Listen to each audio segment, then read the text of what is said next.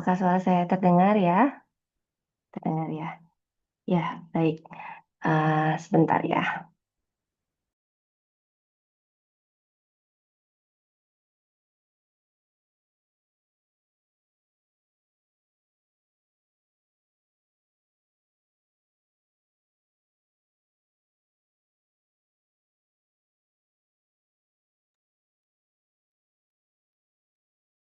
Ya, baik. Kita masih dalam tema yang ini ya, di bulan ini ya, yaitu kembali kepada kasih yang semula. Dan pada pagi hari ini kita akan belajar dari kebenaran firman Tuhan yang diambil dari Efesus 5. Efesus 5 dari terjemahan BIMK ya, dari terjemahan BIMK. Jadi di sana judul perikopnya adalah Hidup dalam Terang. Di Efesus 5 mulai dari ayat yang pertama kita bisa baca sama-sama nantinya sampai dengan ayat yang ke-14. Di sana dikatakan hidup di dalam terang ya, hidup di dalam terang.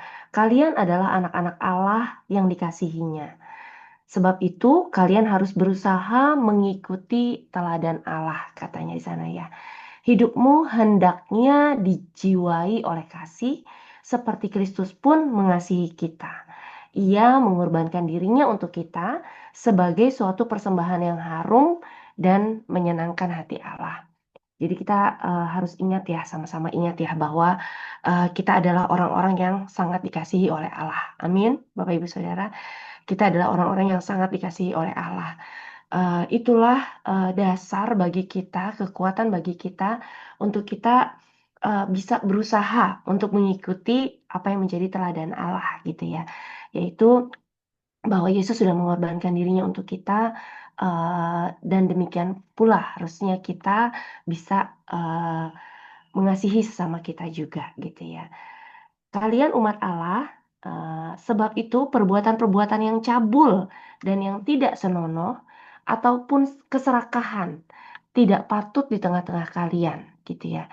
Jadi jangan mentang-mentang kita sudah dikasihi oleh Tuhan, lalu kita merasa oh nggak apa-apa kok berbuat dosa gitu ya, oh nggak apa-apa kok hidup sembarangan, oh nggak apa-apa kok eh, kita nggak mau apa namanya kita nggak jaga hidup gitu ya, kita berpikir nggak apa-apa kok nggak jaga hidup, tapi Alkitab nggak pernah ngajarin seperti gitu ya. Jadi Alkitab itu ngajarin kita ini adalah umat-umat Allah, kita orang yang sangat dikasihi, dan sebagai umat Allah maka perbuatan yang cabul, yang nggak senonoh ataupun keserakahan ya, jadi eh, kalau kita juga greedy gitu ya, pengen semuanya eh, apa namanya nggak pernah merasa puas, itu juga nggak boleh gitu ya. Keserakahan tidak patut ada di tengah-tengah kalian. Jangan sampai orang mempunyai alasan untuk mengatakan bahwa kalian berbuat hal-hal seperti itu. Tidak juga patut bagimu mengucapkan kata-kata yang kotor, yang cabul, dan yang tidak pantas gitu ya. Jadi sebaliknya, hendaklah kalian mengucap syukur kepada Allah. Jadi perkataan-perkataan kita juga sudah selayaknya hari-hari ini sebagai anak-anak Tuhan yang sangat dikasihi oleh Tuhan, kita belajar untuk menyadari ada kasih yang tidak terbatas itu. Kemudian kita juga belajar untuk mulai menjaga kehidupan kita gitu ya. Dan gak cuma menjaga kehidupan kita, tapi kita juga harus belajar nih untuk menjaga perkataan-perkataan kita dalam kehidupan sehari-hari yang mana eh, tidak selalu semuanya itu baik gitu ya. Dan apa yang kita dengar itu tidak selalu membuat kita damai sejahtera. Nah, kadang-kadang kita sering dengar hal-hal yang kurang baik, akhirnya mempengaruhi nih suasana hati kita gitu ya. Mempengaruhi suasana hati kita, dan kita mungkin mulai merasa cemas, mulai merasa galau, mulai merasa gentar, mulai ngerasa hatinya nggak tenang gitu ya. Dan ketika hati kita nggak tenang, kadang-kadang kita suka tergoda nih untuk kemudian mengucapkan kata-kata yang eh, apa namanya sembrono gitu ya, kata-kata yang tadi dikatakan kata-kata yang kotor, nggak cuma kata-kata yang kotor aja ya, tetapi juga kata-kata yang cabul, dan nggak cuma di sana tetapi juga kata-kata yang tidak pantas gitu ya. Nah, sebagai anak-anak Tuhan sebenarnya kata-kata yang tidak pantas itu kata-kata yang seperti apa sih? Termasuk diantaranya kata-kata yang tidak memberkati ya, kata-kata yang tidak menimbulkan damai sejahtera, kata-kata yang negatif, kata-kata yang apa namanya, kata-kata yang menjatuhkan gitu ya, atau kata-kata yang mungkin mempercakapkan keburukan-keburukan orang lain. Itu adalah masuk dalam kata-kata yang tidak pantas. Mungkin oke lah, kata-kata kotor kita mungkin udah aman di area sana gitu ya. Kata-kata yang cabul mungkin kita udah aman di area sana. Tetapi bagaimana dengan kata-kata yang tidak pantas gitu ya? Kadang-kadang tanpa kita sadari, kita suka memperkatakan perkataan-perkataan yang tidak pantas, yaitu yang tidak seturut dengan kebenaran firman Tuhan ya, perkataan ketakutan misalnya gitu ya. Beberapa waktu yang lalu suami saya sakit gitu ya, sakit, jadi beliau sakit mata gitu. Nah, ke dokter mata. Nah, kebetulan dari dokter mata itu dapat apa namanya, berita yang negatif lah gitu ya, dapat berita yang negatif dan serem-serem gitu, serem-serem berita-beritanya gitu. Cuman ketika saya tanya gitu kan, ketika saya tanya, "Apa sih, sakit ya? Nggak nyaman ya? Gimana sih yang dirasain?" Gitu. Eee, terus beliau bilang, "Oke kok, sembuh sembuh," beliau bilang gitu. Terus terakhir, pada saat, apa namanya, saya suka nanya-nanya terus gitu, "Gimana ya gimana? Sakit nggak? Gimana? Apa yang bisa saya bantu?" Gitu. Tapi beliau selalu bilang, "Oh, enggak kok," gitu, "Oke kok," gitu.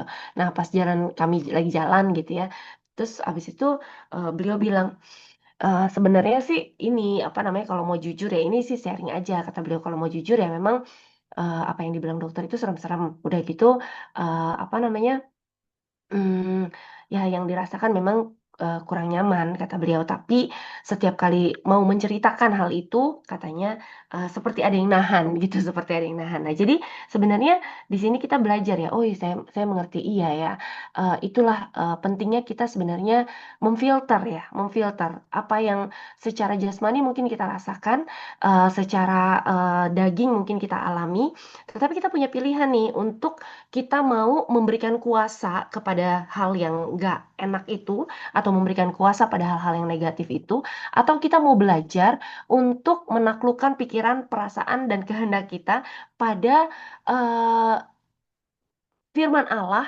dan menjadikan firman Allah itu loh yang penuh kuasa gitu ya. Jadi bukannya keadaan jasmani kita yang berkuasa atas hidup kita, bukan keadaan situasi keadaan orang-orang di sekitar kita atau keadaan sekitar kita yang berkuasa, tetapi kita belajar untuk memberikan kuasa kepada kebenaran firman Tuhan, karena memang kebenaran firman Tuhan itu punya kuasa gitu ya dalam hidup kita. Tetapi kalau kita tidak mempercayainya, sayang banget kuasa itu jadinya nggak bekerja dengan sempurna di dalam kehidupan kita gitu ya. Jadi eh, eh, mulai dari pagi hari ini kita mau belajar sama-sama untuk memperhatikan apa yang kita katakan gitu ya. Jangan biarkan perkataan-perkataan yang sia-sia, perkataan-perkataan yang tidak memberkati keluar dari mulut kita gitu ya.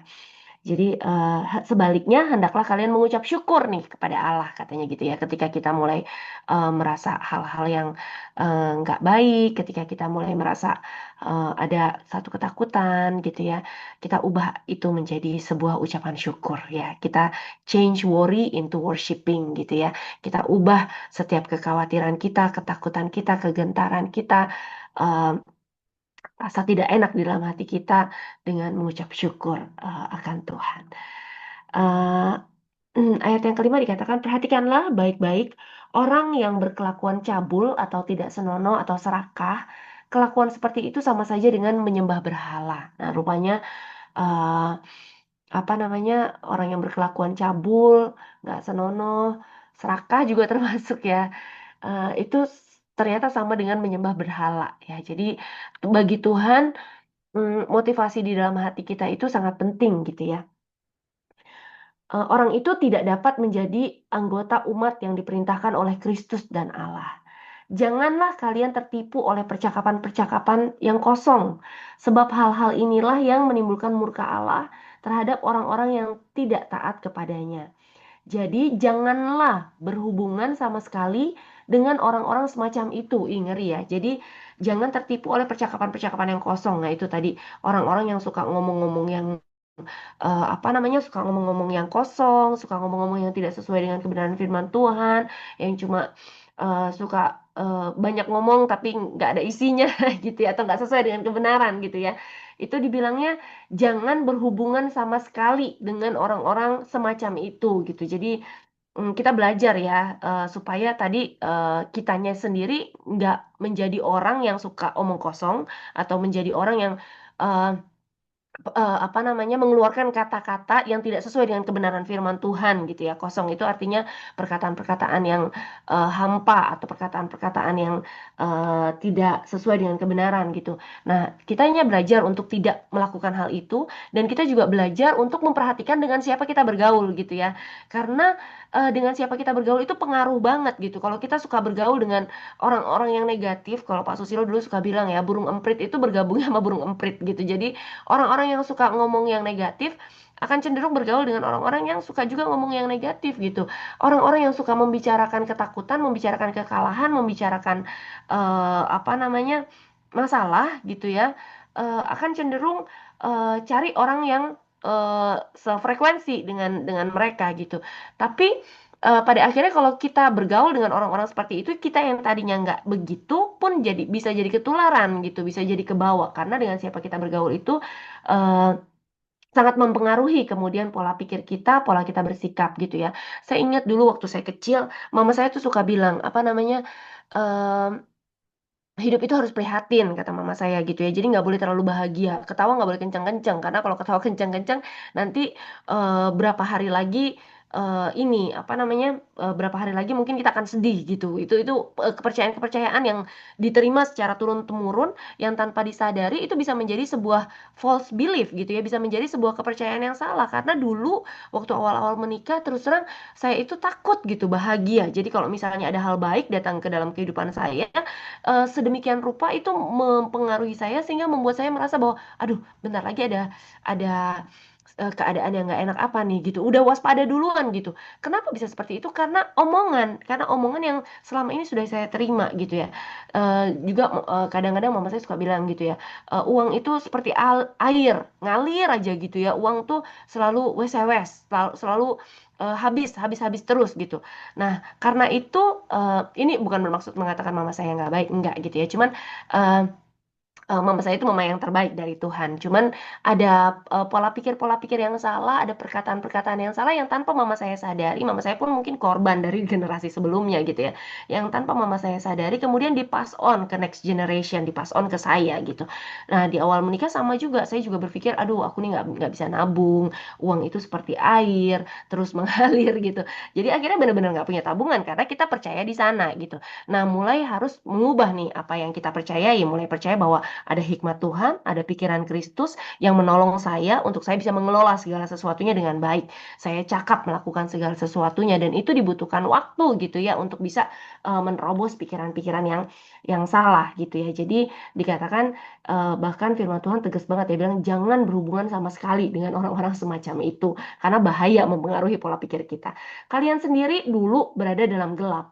Sekarang kalian sudah menjadi umat Allah. Jadi kalian berada di dalam terang ya karena kita adalah anak-anak terang. Oleh karena itu kalian harus hidup di dalam terang. Sebab dari terang itulah terbit segala macam perbuatan yang baik, adil, dan tulus pada pemandangan Allah. Berusahalah mengenal apa yang menyenangkan hati Tuhan. Jangan melakukan perbuatan-perbuatan yang tidak berguna yang dilakukan oleh orang-orang yang hidup dalam kegelapan ya. Jadi belajar hidup terbuka, jujur apa adanya. Kalau udah mulai ada yang disembunyi-sembunyiin, kenapa tuh gitu ya? Kenapa harus sembunyi gitu? Kalau orang benar, ya hidup terbuka apa adanya gitu ya.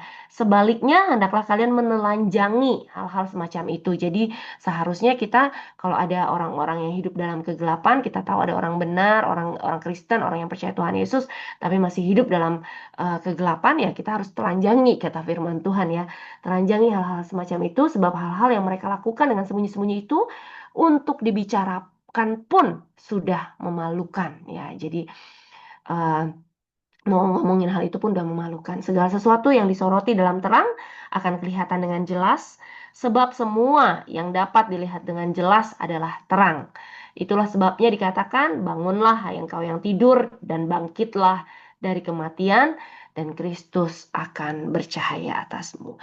Jadi untuk kita bisa kembali kepada kasih yang semula, kita bisa ingat sama-sama ya, Bapak Ibu Saudara, hal yang pertama kita boleh sama-sama merasakan kasih Tuhan, merasakan bahwa kita adalah pribadi yang dicintai oleh Tuhan, pribadi yang kepadanya Tuhan sangat berkenan, Tuhan sangat mengasihi kita, dan hal yang kedua kita belajar juga untuk memperhatikan ya apa yang kita lakukan hari-hari ini gitu ya.